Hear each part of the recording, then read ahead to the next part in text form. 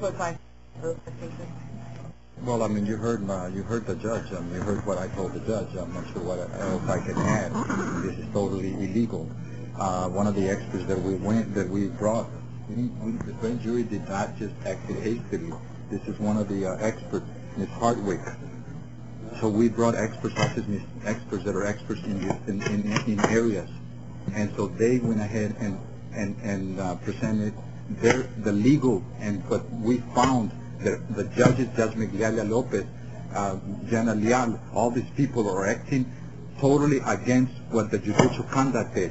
We have already, well, I can't go into what was reported to the Judicial Commission, but what do? They do nothing. As a matter of fact, some of the legislators from throughout the country came and testified, and they told me what they testified. And I remember one of the quotes that they told me, it was very clear in my mind. And I said, why are you coming to my little county? I mean, you guys are legislators from other states. He says, the corruption, Mr. Guerra, is so bad that it's like, why don't you go to commissions, your ethics commission? Because you have to have no ethics in order to sit on the ethics commission. If you have some sort of ethics, you will get removed, because the governor is the one that appoints, and the senator confirms. So if you have some sort of ethics, you're removed. So what is happening is that you have an unethical commission that allows something like Eddie Lucio to go ahead and be making $500,000. You know, he represents 3 companies: Corpland, Intici, Hell Mills, Donovan, DEC, Pepsi. That's 5. I think he does 6 of them. And each one pays him over $100,000. To do what? To do what? Okay? The statute is very clear. It's very clear. It says, if you get hired, okay, or they paying you for the service that you're rendering, or they're hiring you because the position of the status that you hold as a public office. So who here tells me that he's an expert in highway department, that he's an expert in corporations, in private prisons? All of a sudden, my senator, he's an expert on all the areas. So it is very, very clear that a jury will go ahead and convict him, because he's going to have to prove that he's an expert on all these areas, that they're going to pay him $100,000 each company. If he was not my senator, those companies would not even be saying hi to him. And that corruption is all over the place. We have it with Zaffarini over here in Laredo. Guerra, now you want to get another judge? What's going to happen with the judge? Are they going to change judges? Well, you heard the judge. They're going to go ahead and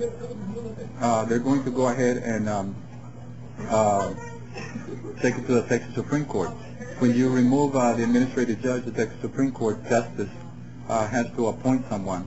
Well, first they will appoint someone to hear on the motion, unless Judge Bañales decides to recuse himself, and then there's no hearing. Why did you wait till now to indict or to accuse these people of? I had this evidence with me since 2006 when the investigation started, and as soon as the word was out that I was going to start the investigation, because the FBI, all this investigation I handed over to the FBI, and so the FBI knows about all this, and they took over my investigation. I was the one that started the corruption investigation, and when my auditor said that he was going to flip, that's when I got the FBI to come in, and the FBI assigned an assistant U.S. attorney. The assistant U.S. attorney took over the investigation, and at the same time I told him that I was concerned about the death of Mr. De La Rosa, because I had prosecuted the inmates that killed Mr. De La Rosa. And at that point I realized that the companies were not taking care of the welfare of the inmates, and that was passed on along to the FBI.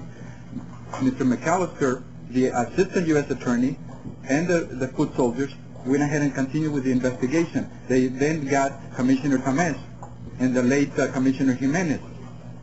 Then later they went ahead and they put pressure, and they got Cortez. Cortez was a consultant for Corpland who used to work alongside Eddie Lucio, also getting a lot of money. So when the hearing on Mr. Cortez was sentenced on November 21st of 2006, recall that date, because that is exactly when my problem started. Mr. Guerra, the reason why they want to remove you is because you are a victim of some of these indictments. What do you say? Well, first of all, you need to. See, this is a problem with the media. Those are irrelevant. I'm telling you about the corruption and about the feds over here, that they're stopping an investigation, and you're worried about something else. Why do you think they're removing you because of that? You can't you're not going to be the DA because of that. I mean, what do you think about that? About what? I'm still the district attorney till the end of the year. So Friday I went ahead and we indicted a couple of people for drugs and stuff. So do I stop indicting people? Is that what I'm supposed to do? So I just go home? No, they're claiming that because of personal attack against you, that means you're a victim, and therefore you can't prosecute them. That's what they're saying. And with all due respect, the question that this media keeps on asking, what difference does it make? Instead of asking, you know, about the Attorney General, Marvin Mosbacher, the guy that indicted me, he was working under that administration in Washington when the investigation started in 2001. 6 years later, the FBI stopped the investigation and tells me we have orders to stop. Don't investigate. That's when my problem started. A month later, Judge Migdalia went ahead and ordered me out of my grand jury, and she took over.